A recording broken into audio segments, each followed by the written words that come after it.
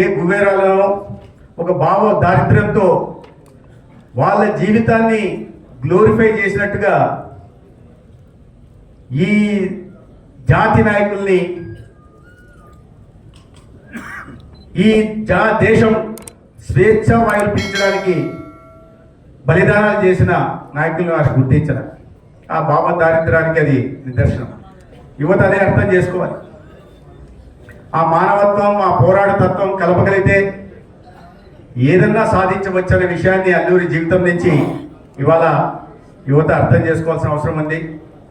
అయితే దురదృష్టవశాత్తు యువత ఇలా అన్నమో తగ్గేదేలా అన్నమో లేకుంటే నెగిటివ్ షేడ్స్ ఉన్న క్యారెక్టర్ని చూసి ప్రభావితం కావడమో జరుగుతాం. నేను అంటున్నది ఏంటంటే నేను సినిమాను తప్పుపట్టట్లా. ఆ యువతకు నేను కోరుకుంటున్నది ఏంటంటే సినిమాను సినిమాగా చూడండి, దాంట్లోని వినోదాన్ని ఆస్వాదించండి.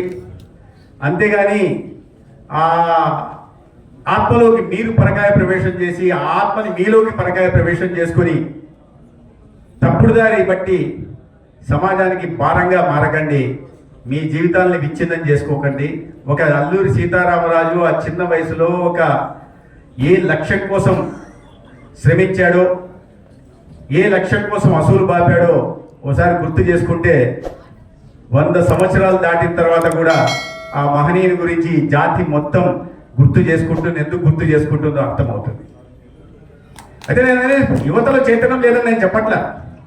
చాలా చైతన్యం ఉంది, ప్రజల్లో కూడా చైతన్యం ఉంది. ఏ రకంగానైతే నిరంకుశత్వానికి వ్యతిరేకంగా పోరాడి అల్లూరి సీతారామరాజు బ్రిటిష్ సామ్రాజ్యాన్ని దేశం నుంచి పారదోలడంలో ముఖ్య భూమికను వహించి మనమందరం స్వేచ్ఛా వాయువులు పీల్చడానికి కారణమయ్యాడో, అదేవిధంగా ఈ రాష్ట్రంలో కూడా ప్రజలు అదే చైతన్యంతో అదే స్ఫూర్తితో ఒక నిరంకుశత్వాన్ని ఒక పైశాచికత్వాన్ని పాతాళంలోకి నొక్కి ఈ రాష్ట్రానికి మేలు చేయడానికి మళ్ళా 2వ స్వాతంత్ర పోరాట యుద్ధం మన రాష్ట్రంలో జరిగి ఈ రాష్ట్రాన్ని మళ్ళీ సరైన గాడిలో పెట్టడానికి ప్రయత్నం చేశారు. ఇప్పుడే చెప్తున్నారు పట్టాభి గారు, 3 గంటలు సినిమా చూసే ఓపిక ఇప్పట్లో యువతకు లేదు, కాబట్టి 30 నిమిషాల లెండిలో ఒక యానిమేషన్ ఫిల్మ్ తీస్తే బాగుంటుందని. కానీ నేను గమనిస్తున్న యువత ఎలా ఉందంటే చాలా సమయం ఉంది, ఖాళీగా ఉంటున్నారు. వెళ్ళి నార్కోసో లేకపోతే హౌస్ ఆఫ్ కార్డ్సో లేకపోతే బ్యాడ్ బ్లడ్ ఇట్లాంటి సిరీస్లు విరివిగా చూస్తున్నారు. సిరీస్లు కూడా బాగా ప్రాచుర్యం పొందుతున్నాయి ఇవాళ.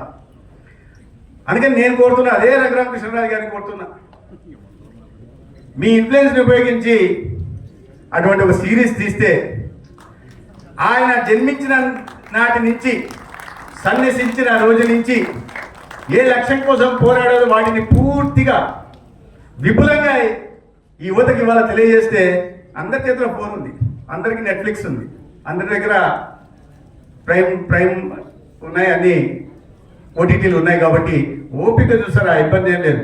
అయితే యువతకు ఆకట్టుకునేలాగా వాటిని ప్రజెంట్ చేయాల్సిన అవసరం ఉంది.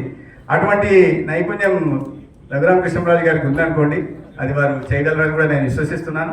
అటువంటి మహనీయుడి స్మృతికి ఘనమైన నివాళులు అర్పించడానికి దేశ ప్రధాని ఈ దేశానికి స్వాతంత్రం వచ్చి 70 ఏళ్ళైన సందర్భంగా, అంటే 2017 సంవత్సరంలోనే శ్రీకారం చుట్టారు. తిరంగా యాత్ర పేరుతో కొంతమంది మాత్రమే ఈ దేశం స్వాతంత్రం సాధించడానికి కారణం అని చెప్పి క్రెడిట్ తీసుకుంటున్న రోజుల్లో ఈ దేశానికి తెలియని, ప్రజలకు తెలియని అనేక మంది అన్సంగ్ హీరోస్ ఈ దేశంలో ఉన్నారు. వాళ్ళందరూ ఈ స్వాతంత్ర పోరాటంలో అసూలు బాపి పునాది వేశారు స్వాతంత్రానికి అనే విషయాన్ని తెలియజేస్తూ తిరంగా యాత్ర పేరుతో అధికారికంగా కార్యక్రమాన్ని చేయడం, ఆ సందర్భంగా అల్లూరి సీతారామరాజు గారి పుట్టిన ప్రాంతానికి అక్కడ రావడం, తదనంతరం వారి స్మృతికి నివాళులు అర్పిస్తూ ఒక విగ్రహాన్ని ఆవిష్కరించడం కానీ, లేదా వారి స్మృతికి గుర్తుగా ఒక మెమోరియల్ నిర్వహించడం కానీ, వారు స్వయంగా నిర్మించడం కానీ వారు స్వయంగా వచ్చి చేయడం జరిగింది. ఈ సందర్భంగా ప్రధాని నరేంద్ర మోడీ గారికి ధన్యవాదాలు తెలియజేసుకుంటూ, అదేవిధంగా ఈ అల్లూరి వారి జయంత్యుత్సవాల్ని అధికారికంగా నిర్వహిస్తున్న మా ముఖ్యమంత్రి వర్యులు చంద్రబాబు నాయుడు గారు కూడా ప్రత్యేకంగా ధన్యవాదాలు తెలియజేసుకుంటూ సెలవు తీసుకుంటాం. నమస్కారం. ఇక్కడికి విచ్చేసాం. ఆలస్యమైనందుకు మన్నించవలసిందిగా కోరుకుంటూ వేదిక మీద ఉన్నటువంటి మంత్రివర్యులు సోదరులు రామానాయుడు గారు, సత్యప్రసాద్ గారు, అలాగే నా తోటి శాసనసభ్యులు మరి రఘురామ కృష్ణదాస్ గారు, అలాగే వైజాగ్ రాజు గారు, ఇంకా ఎమ్మెల్సీలు, ఎక్స్ఎమ్మెల్యేలు, ఇంకా వేదిక మీద ఉన్నటువంటి క్షత్రియ సంఘం నాయకులు అందరికీ కూడా సభకు ఇచ్చేసినటువంటి అందరికి కూడా పేరు పేరున హృదయపూర్వక నమస్కారాలు తెలియజేస్తాము. ఈరోజు 127వ జయంతి అల్లూరి సీతారామరాజు గారిది జరుపుకుంటా ఉన్నాం. మనం ఆయన చూడకపోయినా 127 సంవత్సరాలు తర్వాత కూడా ఆయన జయంతిని నిర్వహిస్తా ఉన్నాం. రాబోయే 1000 సంవత్సరాలు కూడా ఆయన జయంతిని, ఆయన వర్ధంతిని మరి భావి తరాలకి ఆ మహానుభావుడు చేసినటువంటి దేశం కోసం, ఈ రాష్ట్రం కోసం, మాన్యం ప్రజల కోసం చేసినటువంటి సేవల్ని తలుచుకునేటట్టుగా, భవిష్యత్ తరాలకి ఆయన చేసినటువంటి సేవలు గుర్తుండేటట్టుగా అనేక రకాలుగా మనందరం కూడా కృషి చేయాల్సిన అవసరం ఉంది. ఇప్పటికే పాఠ్యాంశాలుగా ఆయన జీవితాన్ని పెడతాం జరిగింది. సినిమాల ద్వారా ఆయన మహానుభావుడు అల్లూరి సీతారామరాజు గారి జీవిత విశేషాలని తీయడం జరిగింది. భవిష్యత్ తరాలకు కూడా తెలియజేసేటట్టుగా మనందరి బాధ్యతని తెలియజేసుకుంటూ ఈ కార్యక్రమానికి ఇచ్చేసినటువంటి రాష్ట్రం నలుమూల నుంచి ఇచ్చేసినటువంటి మా కూటమి నాయకులందరికీ కూడా పేరు పేరున అభినందనలు. ఈ స్థానిక శాసనసభ్యుడిగా అందరికీ కూడా స్వాగతం సుస్వాగతం పలుకుతూ ఎప్పుడు కూడా ఈ నియోజకవర్గంలో క్షత్రియ సేవా సంఘం తరఫున కానీ, క్షత్రియ సోదరులు నాకు ఈ నియోజకవర్గంలో చాలా ఆప్తులు. ఈ నియోజకవర్గంలో అందరూ కూడా నాకు దగ్గరికి అక్కువ చేర్చుకొని మరి నన్ను వాళ్ళ సొంత మనిషిలాగా, వాళ్ళ కుటుంబ సభ్యుడిలాగా చూసుకునే మా సోదరులందరికీ కూడా హృదయపూర్వక అభినందనలు తెలియజేస్తూ ఈ కార్యక్రమంలో నన్ను ఇన్వాల్వ్ చేసినటువంటి వారందరికీ కూడా ధన్యవాదాలు తెలియజేస్తూ సెలవు తీసుకుంటాం. ఈరోజు అల్లూరి సీతారామరాజు గారి 127వ జయంతోత్సవ కార్యక్రమాన్ని ఇంత ఘనంగా నిర్వహిస్తున్నటువంటి మన క్షత్రియ పరిషత్ బొత్తరాజు శివాజీరాజు గారికి, అదేవిధంగా రఘురామరాజు గారికి, ఈ యొక్క కార్యక్రమానికి ముఖ్య అతిథులుగా విచ్చేసినటువంటి మన ఆరోగ్య శాఖ మంత్రివర్యులు సత్యకుమార్ గారికి, అదేవిధంగా మరొక మంత్రివర్యులు కొండపల్లి శ్రీనివాస గారికి, ఈ కార్యక్రమంలో ఇప్పటివరకు ముఖ్య అతిథిగా ఉండి వెళ్ళినటువంటి మా ట్రిబులర్ రఘురామకృష్ణరాజు గారికి, అదేవిధంగా మన విష్ణుకుమార్ రాజు గారికి, మన ఘాట్ల సుబ్బరాజు గారికి, ధర్మరాజు గారికి, బొడ్డ ఉమ్మ గారికి, ఇంకా వేదికను అలంకరించినటువంటి పెద్దలకు, ఇక్కడికి విచ్చేసినటువంటి ఈ యొక్క క్షత్రియ పెద్దలకు, ఇక్కడికి విచ్చేసినటువంటి సోదర సోదరీమణులకు అందరికీ కూడా ముందుగా నా హృదయపూర్వకమైనటువంటి నమస్కారాలు మీ అందరికీ కూడా తెలియజేసుకుంటూ, విప్లవ వీరుడు, తెలుగు జాతి ముద్దిబిడ్డ అల్లూరి సీతారామరాజు గారి యొక్క జయంతోత్సవాలను ఆంధ్రప్రదేశ్ రాష్ట్ర ప్రభుత్వం తరపున ఘనంగా నిర్వహించుకోవడం చాలా సంతోషం.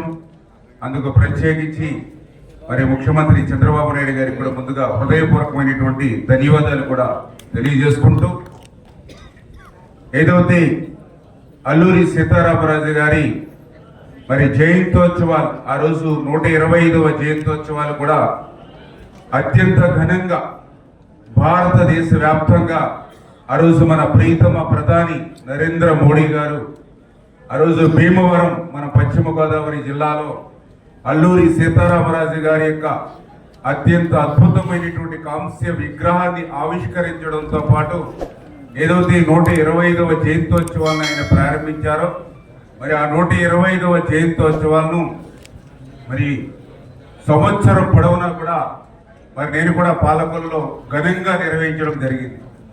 ఎందుకంటే దానికి గల కారణం ఏంటంటే, ఒకటి ఏదైతే అల్లూరి సీతారామరాజు 27 సంవత్సరాల చిన్న వయసులో ఈ దేశం కోసం, ఈ దేశ ప్రజల కోసం, స్వతంత్రం కోసం, స్వేచ్ఛ కోసం ఏదైతే తన ప్రాణాలను త్యాగం చేశాడో ఆ త్యాగం భవిష్యత్తు తరాల వారికి, భావి తరాల వారికి తెలియజేయాలనేటువంటి ఒక ఉద్దేశం.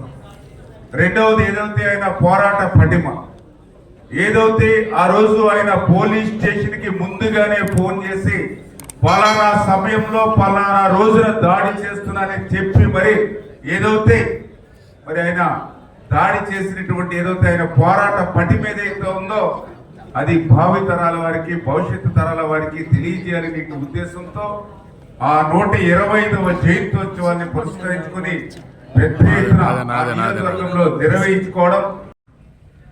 పెద్దలందరికీ కానీ కంపల్సరీగా పేర్లు చెప్పాల్సిన వాళ్ళు సభా నిర్వాహకులు రఘురామరాజు, శివాజీ, వాళ్ళకి ఇంత బాగా కార్యక్రమం ఆర్గనైజ్ చేసినందుకు నా అభినందనలు తెలియజేస్తూ, సీతారామరాజు గారి గురించి చాలామంది చెప్పారు. కొన్ని అన్నా మిస్ అవుతాయి అనుకుంటే సత్యకుమార్ గారు అది కూడా కవర్ చేశారు. మాట్లాడే అవకాశం ఇవ్వకుండా రంపా రెబెలియన్ అంటే మరి 22 నుంచి 24 వరకు ఆ రోజుల్లో బ్రిటిష్ వాళ్ళు 40 లక్షల రూపాయలు ఖర్చు పెట్టారు ఆ రెబెలియన్ని కంట్రోల్ చేయడానికి. ఆయన ఎటువంటి వ్యక్తిగత స్వార్థం లేకుండా అక్కడ ఉన్న గిరిజనులకి మరి పోడు వ్యవసాయం చేయడానికి వీల్లేదు అని చెప్పి కొన్ని చట్టాలని ప్రయోగించినందువల్ల వాళ్ళ హక్కుల కోసం, గిరిజనుల హక్కుల కోసం మరి ఆయన జీవితాన్ని త్యాగం చేసిన ఒక గొప్ప మహానుభావుడు అల్లూరి సీతారామరాజు గారు. ఆయన స్ఫూర్తి మరి అందరికీ కృష్ణ గారు ఇందాక మా జనార్దన్ గారు చెప్పినట్టు కృష్ణ గారి వలన చిరస్మరణీయం. ఆయన చిరస్మరణీయుడు.